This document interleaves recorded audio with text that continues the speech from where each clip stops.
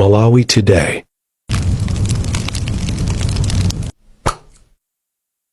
Pakanali pano mtsogoleri wa zokambirana nyumba ya malamulo a Japi Muhango wati ndokhutira ndi momwe zokambirana zayendera nyumbayi. Iwo komabe atakudziwa kuti chuma cha dziko lino sichikuyenda bwino ndipo boma likuchitapo kanthu, koma anatsindika kuti ngongole zomwe dziko lino lili nazo zomwe zafika 28 trillion kwacha zikusokoneza zinthu. Kumano kwakukulu unali kuunikiranso ndondomeko za chuma imene tidakazikitsa mu mwezi wa April chaka chino. Tinakumana kuti tikambene zimenezo. Mukumbuke kuti mwezi wa September miezi 3 yapitayi kunali chisankho, ndiye zinthu zakanga zakuna nthawi imodzi uku tuchokera chisankho komanso kumaphunga kumane kuti unikire ndondomeko za chuma. Sipika wa nyumba ya malamulo Asamiye Suleiman wachenjeza kuti adzipereka zilango kwa aphungu omwe apitirire kuchita mchitidwe ojomba ku nyumbayi kuyambira mkumano omwe kubwerawo. M'malo Zodiac kuno ku Lilongwe ndine Imon Pilingu. Tikanali pa nkhani za ku nyumba ya malamulo, Spika wa nyumba ya malamulo Asamiye Suleiman walamula makomiti owona za malamulo komanso yoona za momwe chuma cha boma chikuyendera kuti ayitanitse bungwe la Malawi Local Government Association kuti lidzalongosole bwino ntchito yomwe limagwira. Izi zinatsatira mafunso a aphungu ena mnyumbayi kuti ifufuze ntchito za bungweli ati poganiza kuti kulowerera ntchito za maboma ang'ono pa zochitika zake. Bungweli lili patsogolo kusagwirizana ndi biro yomwe aphungu adutsitsa yokhudza kukonzanso mmene ndalama za mthumba la chitukuko CDF aziziyendetsera. Mkulu wa bungwe la Maga a Hadrod Nkandawire wati nyumba ya malamulo ikungofuna kuwatseka pakamwa. Chisomo Chingwalu anatipatsira ripoti ili. Biro yosintha lamulo loyendetsera thumba la chitukuko cha madera aphungu inabweranso mnyumbayi ngakhale aphungu ayivomereza kale, pamene aphungu ena a nyumba ya malamulo anafuna nyumbayi kuti iyitanitse bungwe la Malawi Local Government Association MAGA kuti lidzafotokoze mnyumbayi ntchito zomwe limagwira. Phungu wa dera la kumadzulo kwa boma la Mzimba a Emmanuel Jere Chambulanyina komanso wa dera la Dedza Kasina a Joshua Malango anauza nyumbayi kuti bungweli likulowerera ntchito za unduna wa maboma ang'ono. Iwotu amalankhula maka pamene bungwe la MAGA lakhala likutsutsana ndi biroyi. A Chambulanyina ndi anatsogolera izi. MAGA yo ndi association ndi mafuna kuti Speaker apereke mwayi kuna kuti atha kupanga form ad hoc committee imene ifufuze bwinobwino kodi MAGA mphamvu zimenezi kuzitenga kuti, komanso kodi akugwiritsa ntchito ndalama za Malawi, ndipo ngati akugwiritsa ntchito ndalama za Malawi ngati parliament ili ndi mphamvu yofufuza kuti ndalama zimenezi amazitenga kuti ndipo amazigwiritsa ntchito motani. Wapampando wa komiti yoona zakagwiritsidwe ntchito kachuma a Steve Baba Malondera wauza nyumbayi kuti komiti yake iyitanitsa bungwe la MAGA. Popereka chitsogozo chake pa nkhani, Spika wa nyumba ya malamulo Asamiye Suleiman analamula komiti kuti igwire ntchito limodzi ndi komiti yoona za malamulo poyitanitsa mnyumbayi akuluakulu a bungwe la MAGA. Koma mkulu wa bungwe la MAGA a Hadrod Nkandawire wati zomwe ikuchita nyumba ya malamulo ndi kufuna kungotseka pakamwa chabe akuluakulu a bungweli. Kunena kuti akulipanji tisapita mena koma ngati nkhani yonena kuti mwina tikazike chete kuti mwina nkhani imene sapita ku court ya lamulo la sinthenza CDF tasimikiza Malawi lero nkhani ya CDF ipita ku court wina afune kasafune. Aphungu a nyumba ya malamulo anavomereza bilu yosintha lamulo loyendetsera chitukuko m'madera a aphungu lachinayi. M'malo Zodiac ndine Chisomo Chingwalu. Tioneko zina tsopano. Koti la Lilongwe Chief Resident Magistrate idapereka belo kwa mulembi wakale wa ofisi ya President ndi nduna a Colin Zamba yemwe boma likumuzenga mulandu ogwiritsa ntchito udindo molakwika. Koti lauza Zamba kuti apereke nyumba yawo ya ku Area 43 ngati chikole cha belo apereke chiphaso choyendera ku kotilo komanso adzikaonekera ku likulu la polisi kamodzi pa sabata ziwiri. Azamba sanavomere kapena kukana mulandu omwe awatsekulira, ndipo boma lauza koti kuti likufunika masiku 14 kuti limalize ntchito yofufuza za mulandu. Tinakupatsirani ripoti la Kenford Mdima.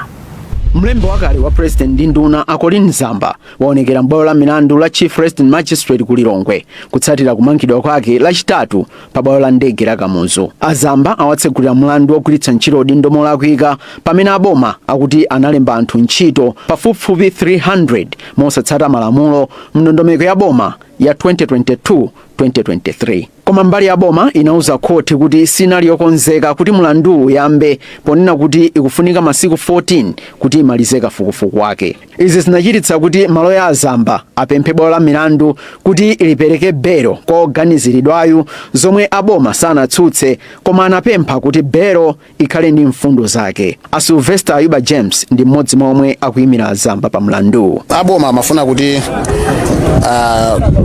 kuperekedwe katundu ngati nyumba yawo ku area 43 kapena kuti ngati malo awo titero ku area 43 ngati chikuole chakuti iwo asazathawe mlandu, komanso amapempha kuti azikaonekera ku area 30 sabata lilonse pa Monday.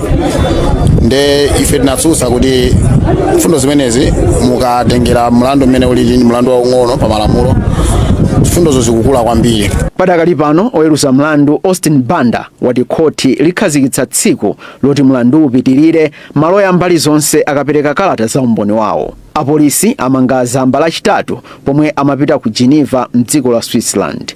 Malo mwa Zodiac ndine Kenford Ndima. Msabata imeneyinso wachiwiri kwa mtsogoleri wa dziko lino Dr. Jane Ansah anapempha anthu omwe ali m'malo omwe madzi amasefukira kuti asamukire ku mtunda. Dr. Ansah wati ripoti loona za nyengo chaka chino likuonetsa kuti kubwera mvula yochuluka yomwe itha kuzetsa kusefukira kwa madzi m'madera ena. Iwo analankhula izi lolemba kutcholo atayendera ena mwa anthu omwe akhudzika ndi mvula ya mkuntho komwenso apereka chimanga ndi ziwiya. Kuchokera kutcholo Luka Beston adatumiza ripoti ili lomwe adawerenga ndi Kasim Aubi. Sabata zitatu zapitazi madera ambiri mchigawo chakumwera kwachitika ngozi zosiyanasiyana zodzaka mpaka mvula ya mkuntho komanso kusefukira kwa madzi zomwe zakhudzanso mabanja 177 boma la Tcholo omwe pano akusowa pokhala. Pakadali pano wachiwiri kwa mtsogoleri wa dziko lino Dr. Jane Ansah wati boma likambirana ndi anthu omwe akukhala m'madera omwe andi achiopsezo chakusefukira kwa madzi kuti asamukiretu kupita kumalo otetezeka. Polankhula pa sukulu ya Chamasowa dera la mfumu yaikulu Boyidi ku Tcholo, Ansah apempha Malawi kuti akhale ndi chidwi chobwezeretsa zachilengedwe kuti achepetse chiopsezo chomwe chimadza kamba kakusintha kwa nyengo. Tikupempha anthu kuti amene ali m'madera amene amakhala ndithu chaka ndi chaka akudziwa kuti madzi amasefukira asamukiretu apite ku mtunda. Komanso anthu ayambe kuyang'ana kuti zinyumba zawo azilimbikitse kunena kuti kukabwera mphepo ya mkuntho iwo zinyumba zawo zikhale zili zolimba. Mmodzi mwa anthu omwe alandira thandizoli Ernest Charles amudzi mwa Gwaza ati mderali anthu akhudzidwa kwambiri moti mabanja ambiri akuvutika kusowa pokhala kamba ka ngoziyi. Lero mwalandira chakudya ichi ina zikuthandizani bwanji komanso zina zimene mkusoweka tiyani? Ife kwa lero talandira thandizo la chakudya ndikuthokoza kwambiri foti kumbali ya chakudya mwatithandizako apapa tikuti zikomo kwambiri. Thandizo mmene kusowa panopo ni malo ogona zofunda tilibe komanso ana sabwera usiku foti makopa ananyiwa. Mawu ake mfumu yaikulu Boyidi yayamika boma kamba kothandiza mwamsanga mabanja omwe akhudzidwa ndi mphepo ya mkuntho posachedwa apa. Mukuonera nkhani msabatayi pano pa Zodiac tinakaindi zambiri zoti muonere zikathaize. Kafukufuku yemwe bungwe la Institute of Public Research and Opinion AIPO lachita wapeza kuti anthu ambiri sakugwirizana ndi ganizo loti kabaza wa njinga za moto athe mdziko lino. Kafukufuku iwo ati m'malo mwake anthu ambiri akufuna boma lichite zoti oyendetsa njingazi azitsata malamulo. Zambiri zinali mu ripoti la Kenford Mdima. Kafukufuku wa bungwe la Institute of Public Opinion and Research AIPO wapeza kuti ngakhale ngozi zapansewu zachulukira kamba ka njinga za moto zakabaza anthu ambiri akugwiritsabe ntchito njingazi pa maulendo awo.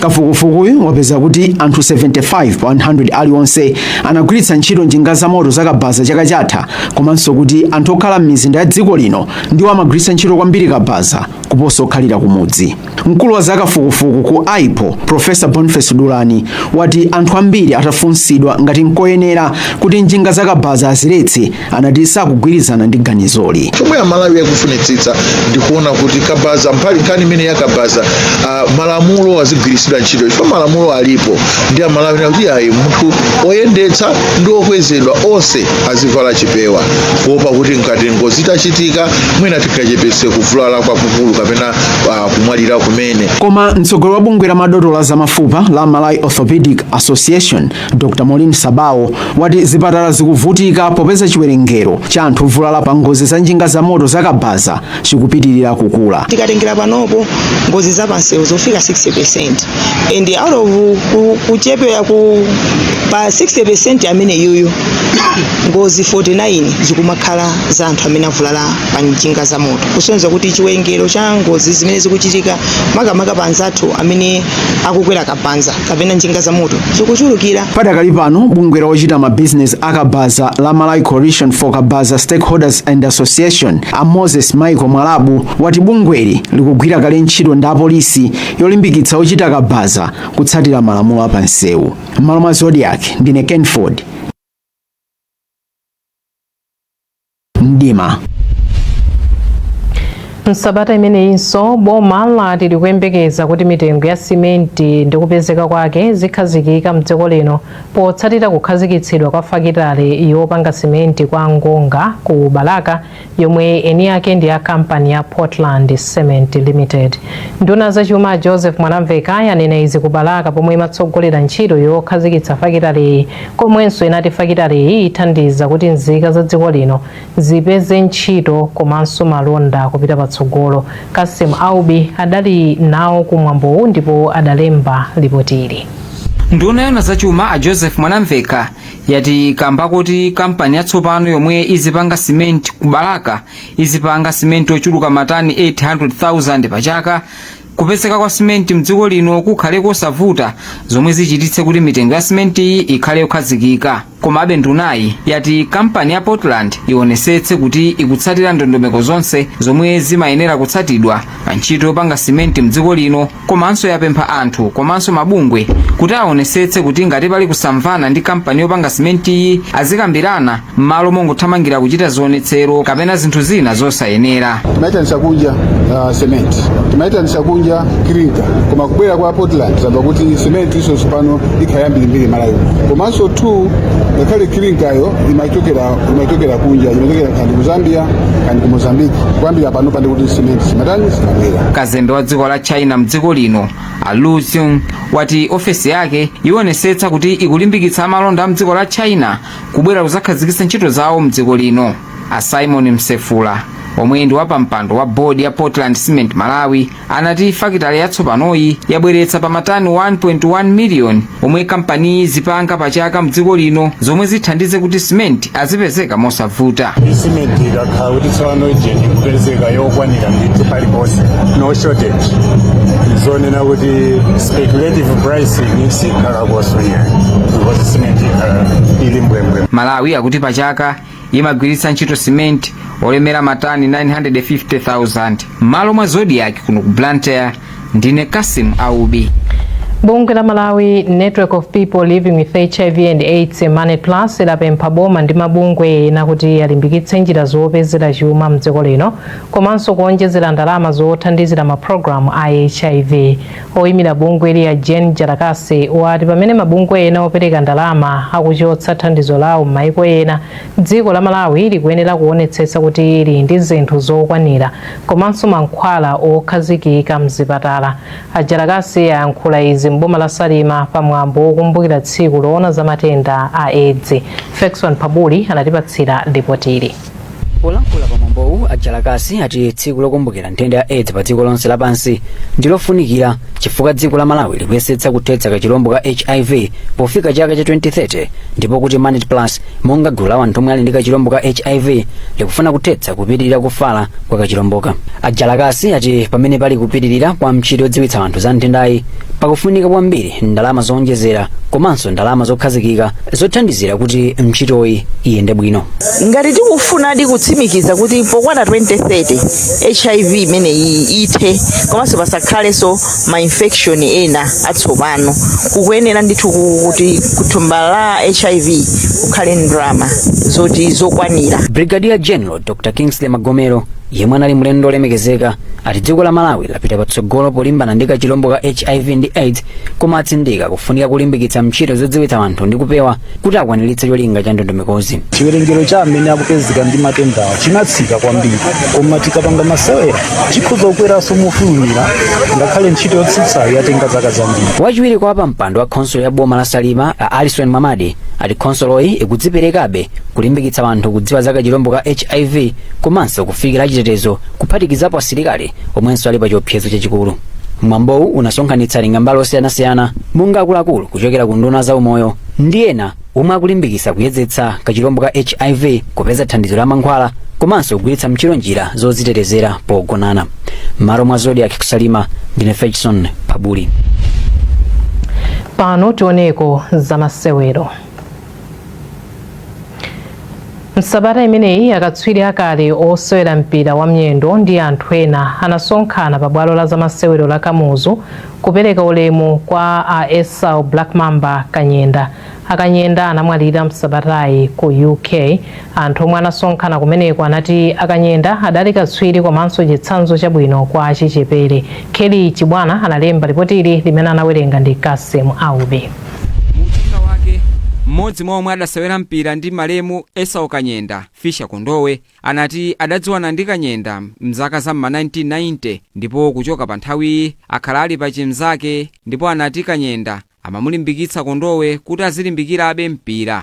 Menda kujira naye ndimene tachokera ku mwana wathu. Esau anali munthu ofasa kwambiri, andi Esau musamakangana ndi nali yese, andi Esau menda khalira naye. Esau sana pange kuti kapena ndi kusomoza chida chidoso, andi even mene anaulemekezera mpira. Ndi chitsanzo chabwino kwambiri kuti even anobwera mbuyo kuti amusatire bwino akuza kutenga maphunziro abwino kwambiri kuti china chilichonse moyo ndichotheka ndithu. Mbali yake Chiukepo Msoya anati Kanyenda anali munthu yemwe amapereka chilimbikitso kwa anzake ndipo adathandiza kusintha zinthu zambiri mmasewero a mpira wa miyendo mdziko lino. Ndizamkumbukira kwambiri pa iye ndi munthu mmodzi sawa ndingapo gawo lalikulu kuti andithandize kukhala player bwino, kuti ndithandize kukhala striker bwino. Anali munthu mmodzi amene anabwesa chidi kwambiri, anabwesanso mwina khama kwa maplayers ambiri amene aisoze tinampeza kumene. Ogwirizira udindo wa mkulu wa bungwe la Malawi National Council of Sports Ive Chinangwa anati Kanyenda anathandizanso kuyika dziko lino pa kumbukira ndithu pa zabwino zimene anachita, makamaka luso lake loyika dzina lathu ngati Malawi, ngati dziko pa mndandanda wa maiko amene amadziwika kuti ali ndi osewera abwino a football. Malemu Esau Kanyenda adamwalira masiku apitawa atadwala kansa ya mchiwindi. Timalize motere mphunzitsi wa timu ya mpira wa manja ya dziko lino ya Queens Peace Chawinga msabata imeneyi wasankha osewera 15 amene awagwiritse ntchito pa mpikisano wa African Netball Championship sabata yamawa. Takondwa Lwazi ndi Joyce Mvula amene amasewera ku England ndi osewera okhawo amene ndi ankhalakale mu timuyi, koma ambiri mwa osewera anali a timu ya chisodzera ya osewera osapyola zaka 21. Pakadali pano kampani ya Nico Group of Companies yapereka 250,000 kwacha kwa osewera aliyense wa timu ya Queens ngati chilimbikitso kuti adzipereke pa mpikisano. Sam Banda analemba ripoti ili.